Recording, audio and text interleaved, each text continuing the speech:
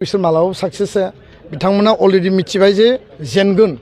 आरो जेननायनि दुखुआव मानो होनबा बियो एबसुनिसो प्रेसिडेन्टमोन बेखायनो आरो गुबुन हारिया एबसुनोलाय होखाया भट एबसु होनबानो गिखायो एबसुनिफ्राय फैनायखाय दिपेन बर' सारनो भट होनाय नङा आरो बिथाङा देरहानोबो हानाय नङा मा बुंखो सासे बर' आइजोआ गोबां खोथा बेजोंनो लोगोसे दिपेन बर' सारनि जिथु धोन दौलत बेखौ लानानै जे ससियेल मिडिया प्लेटफर्मफोरावहाय जे शेयार जाबाय थादों फेक मोनसे इमेज क्रिएट खालामनानै थिग बेखौ लानानै बिथाङा एफआइआर होबाय आरो बेयावहाय साननैसोनि मुंबो मख'ना बिथाङा फोरमायनाय जोंनि बे प्रेस मिट बा खौरांनि गेजेरजों मोननाय जादों नोंथांमोना मिथिनानै लानो हागोन सैथोआ मा भिडिअखौ जोबजासिम नायनानै ला नोंथांमोना अब्लानो मिथिनानै लानो हागोन रिहन दैमारि सार बायदि केन्डिडेट जिन्दागिबो नामायबाबो मोननाय नङा नोंसोरो दिपेन बर'नि न'खौनो सोरबा सोरबा नुदोंबा बुंलाय आंनो कमेन्टआव माहानि उदालगुरियावलाय पामसो बेहा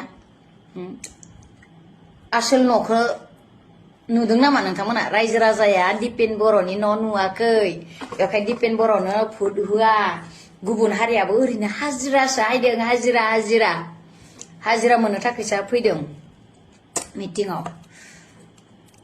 आरो एबसुनिफ्रायसो फैनाय होननानै प्राय मानसियानो आरो भट होबावा मिथिदोंना रिहन दैमारिया उदालगुरि खासिबारियावनो टाउननिफ्राय आरो बेसे गोजान आगानसेयावनो मोननाय बेयावखाय रायजो राजाफोरा रिहन दैमारिखौसो सिनाय मोनो दिपेन बर'आ उदालगुरियाव भैरबकुन्द समस्तिगाव खना खना बबेयाव मा दं मा गैया मबेयाव दै मोनलोंदों मोनलोङाखै मबेयाव लामा गाज्रि मबेयाव दलं नांगौ मबेयाव मा नांगौ बेखौ जेबो मिथिया दिपेन बर'आ रिहन दैमारि सारासो मिथियो जोंनि उदालगुरि डिस्ट्रिक्टआवनो अबाव मा दङ मा गैया अबेयाव दै नांगौ मबेयाव दलं नांगौ मबेयाव लामा नांगौ मबेयाव हस्पिटाल नांगौ मबेयाव साब सेन्टार नांगौ मबेयाव मा फरायसालि नांगौ मबेयाव मा बनायनांगौ सोब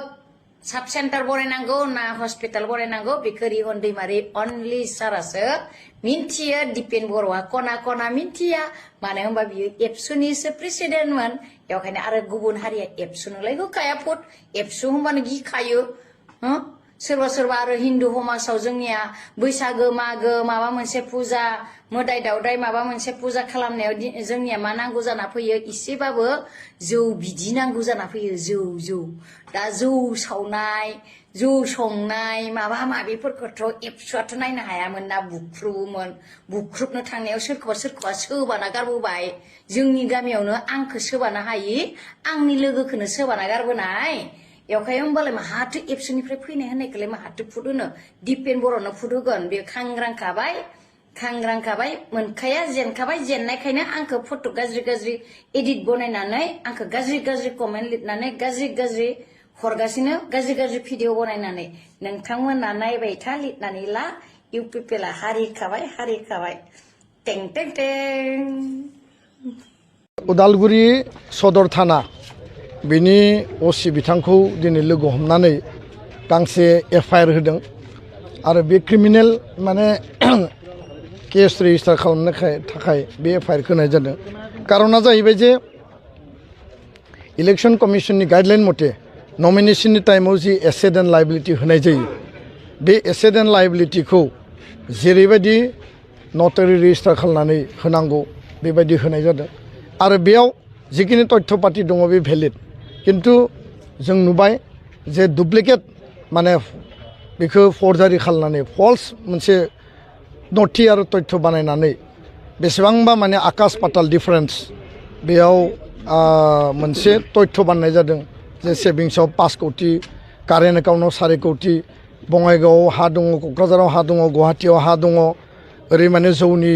दखान दङ आरो लाइसेन्स दङ बिनिफ्राय बागानानो मोनथाम मोनब्रै दङ दा बेबायदि माखासे तथ्य पाति बेयाव होनाय जादों आरो बे जि फल्स मोनसे माने डकुमेन्ट फल्स मोनसे प्रपागान्डा ससियेल मिडियानि गेजेरजों बिपिएफनि आइटि सेलआ जि दिहुनदों आंनि इमेजखौ मेलाइन खालामनो थाखाय आरो बे मेलाइन खालामनायनि उद्देश्यजों बिथांमोना जि ससियेल मिडियायाव प्रसार खालामदों बेखौ आङो थोंजोङै बेखौ नाकस खालामदों लोगोसेनो आङो बेखौ सोंखारिदों आरो बे जे सुबुंफोरा बे आइटि सेला जे बेखौ फल्स मोनसे प्रपागान्डा बानायनानै बिथांमोना जे पाब्लिकनि गेजेराव माने आंनि एगेन्स्टआव मोनसे केम्पेइन आरम्भ खालामनो नागिरनाय जि प्रक्रिया बे प्रक्रियायाव बिसोर मालाबाबो साक्सेस जाया बिथांमोना अलरेडि मिथिबाय जे जेनगोन आरो जेननायनि दुखुआव दा बिथांमोना बेफोर खामानिखौ मावदों जायफोरा भेलिड तथ्यखौ नायनो गोसो बिथांमोना आंनि एफिडेभिटआव नुगोन आरो बेयाव बहुखिनि बेबायदि माखासे तथ्य दङ जेराव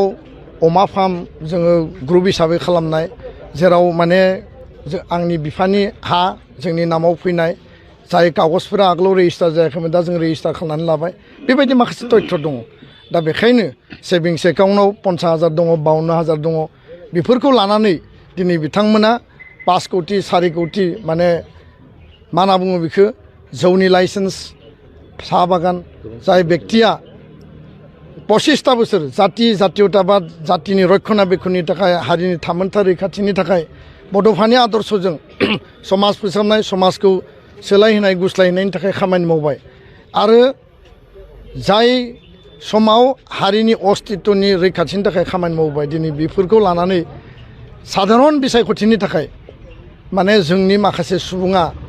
राजनितिक खैसाराव गोलैनानै बेबायदि मेलाइन खालामनो नागिरनायनि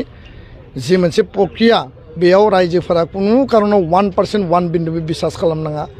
जि तथ्य डकुमेन्ट होनांगौ भेलिड एफिडेभिटआव दङ जायफोर तथ्य डकुमेन्टखौ बानायदो बे टटेलि फल्स आरो रंलि माने प्रिन्टेड आरो बिथांमोना बेखौ इमेजखौ मेलाइन खालामनो थाखाय खालामनाय बेखायनो दिनै उदालगुरि असिनि आखायाव एफआइआरखौ लन्च खालामबाय क्रिमिनेल केसआव रेजिस्टार खालामनो थाखाय खावलायदों उननि समाव 100 कोटि थाखानि डिफेमेशन केस होनो थाखाय रेडि आरो बेयाव जों नुदों जे बिपिएफनि आइटि सेल बे जि क्रिएट खालामदोंमोन बेयाव सुलेमान नार्जारि क'क्राझारनि सानसुमा रामसियारि काजियामाति लैहोर लैहोर गयारि क'क्राझार मृदुल खाख्लारि फाख्रिबारि खौरां बिथांमोना बिराद स्पिडआव शेयार खालामदों आरो बिथांमोननि एगेन्स्टआव जोङो एक्युज हिसाबै जिहेतु बिथांमोना शेयार खालामदों क्रिएटरा आइटि सेल बिपिएफनि दा बेखायनो बिथांमोननि एगेन्स्टआव केस लस खालामनो थाखाय जोङो खावलायदों आं गावनो स्वयं थानायाव असिखौ लोगो हमनानै दिनै एफआइआरखौ होबाय बिथांमोना जेननायनि दाहाखौ दा बिजों सोलायहोनो नागिरदों आरो रायजो राजाया मिथिगौ जे सोर राइट सोर रं जिहेतु इसिआइनि गाइडलाइन दङ प्रसारा मैयानो जोब्बाय बहुद खोथाखौ आं बुंनो हाया नाथाय इलेक्सन जोबनायनि उनाव आङो मोनसे बिनि रिप्लाइखौ होगोन दा बेखायनो हारि दानायनि हारिनि सार्थनि थाखाय हारिनि आद्रा थानाय एजेन्डानि थाखाय जों खामानि मावगासिनो खामानि मावलांगोन इयुनावबो खामानि मावगोन जि दायित्वखौ लानानै खामानि मावदोंमोन इयुनावबो बे दायित्वआ थागोन आरो बेफोरखौ लानानै जोंनि इमेजखौ मेलाइन खालामनायनि जि मोनसे प्रक्रिया बेयाव बिथांमोना मालाबाबो साक्सेस जाया रियेलिटिया मा बास्तबा मा आरो माने थार सुबुङा सोर बेखौ रायजो राजाफ्रा मिथियो आरो बिनि जि मोनसे बिसास आरो आस्थाखौ रायजो राजाफ्रा अलरेडि होनानै दोनखादों दा बेखायनो बिथांमोननि जि मोनसे कारबार बे कारबाराव जोंनि आइ आफा रायजो राजा बिथांमोना रावबो जाहाथे गोलैया बेफोर गासिबो टटेलि बेसलेस आरो टटेलि फल्स